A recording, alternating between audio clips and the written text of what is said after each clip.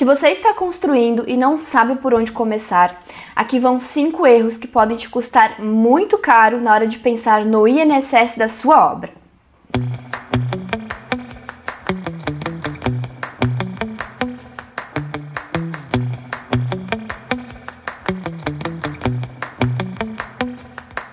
Se você não me conhece, meu nome é Gabriele e aqui no meu perfil da GK Engenharia eu compartilho muitos assuntos, muitas dicas relacionadas à regularização de INSS de obras, com foco em aplicar estratégias tributárias para reduzir ao máximo esse tributo de forma legal.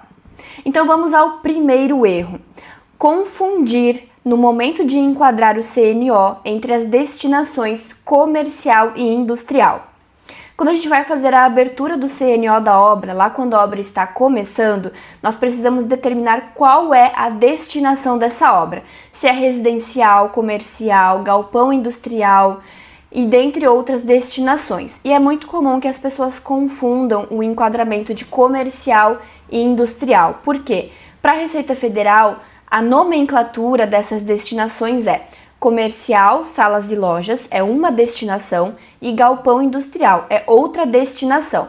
Mas essa destinação não tem relação nenhuma com o material da obra. Então, por exemplo, a gente pode enquadrar uma obra como galpão industrial, mesmo que ela tenha sido construída em alvenaria, ou seja, não foi feita com pré-moldados. E um exemplo muito interessante são as oficinas mecânicas. Se a sua obra é uma oficina mecânica, mesmo que ela foi feita em alvenaria, construção tradicional, ela deve ser enquadrada como galpão industrial. E qual é o impacto disso?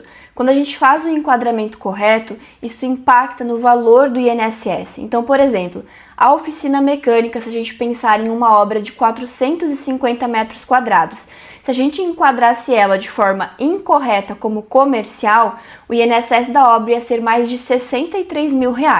Agora, enquadrando de forma correta como galpão industrial, esse INSS ele reduz para R$33 mil. Então é praticamente a metade do valor e é um simples ajuste, uma simples informação no momento de a gente fazer o enquadramento do CNO. Segundo erro, cadastrar o CNO no CPF e não no CNPJ. O que define o cadastramento do CNO, do responsável, é principalmente o alvará de construção.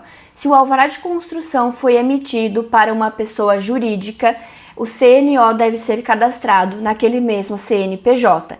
Então, por exemplo, se você tem uma empresa, é muito comum a pessoa ter uma administradora de bens, CNPJ. Ela emite o alvará de construção no CNPJ dessa administradora de bens e quando vai fazer a abertura do CNO, cadastra o CNO no CPF do sócio responsável por aquela empresa.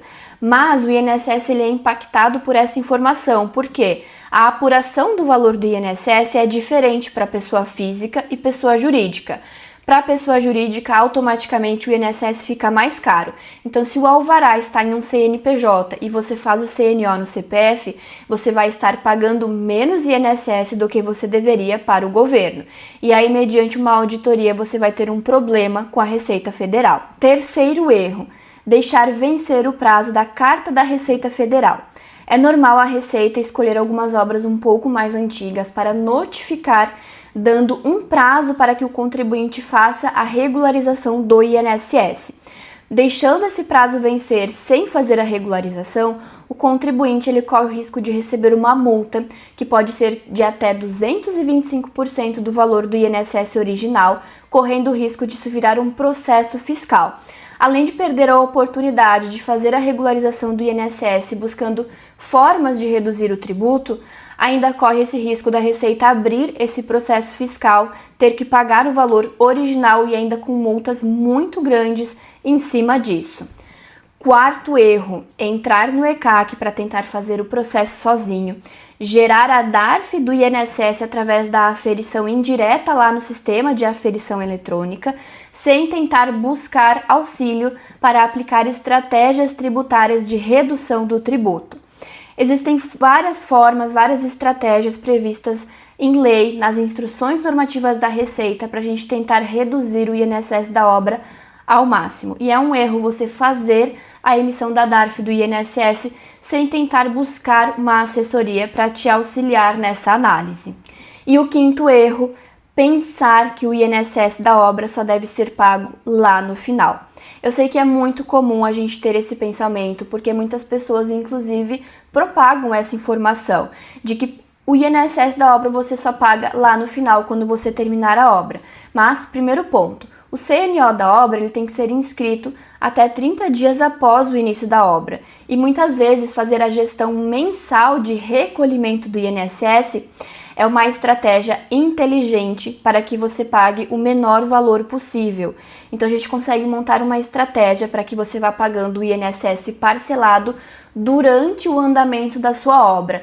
Você consegue ter mais previsibilidade financeira com os gastos da sua obra, você consegue aplicar estratégias que vão te permitir pagar o mínimo possível e quando a sua obra chega lá no final, o INSS já está todo quitado de uma forma muito mais tranquila e é só a gente concluir a aferição e fazer a liberação da sua CND. Então tome cuidado com todas essas questões. Esses 5 erros eles são muito comuns, a gente vê isso diariamente aqui com os clientes que chegam na GK Engenharia. E aí nós damos toda a orientação para eles, assessoramos eles durante todo esse processo, para a gente buscar o melhor caminho e fazer o processo da forma correta, sempre com muito foco nas estratégias para fazer o cliente pagar o mínimo necessário. É redução de INSS de obras com base na legislação, utilizando a legislação e os benefícios que existem nela a nosso favor. Então, se você precisa regularizar o INSS da sua obra, você já sabe, você pode contar com a GK Engenharia. Nós prestamos essa assessoria para obras em todo o Brasil, de forma 100% online.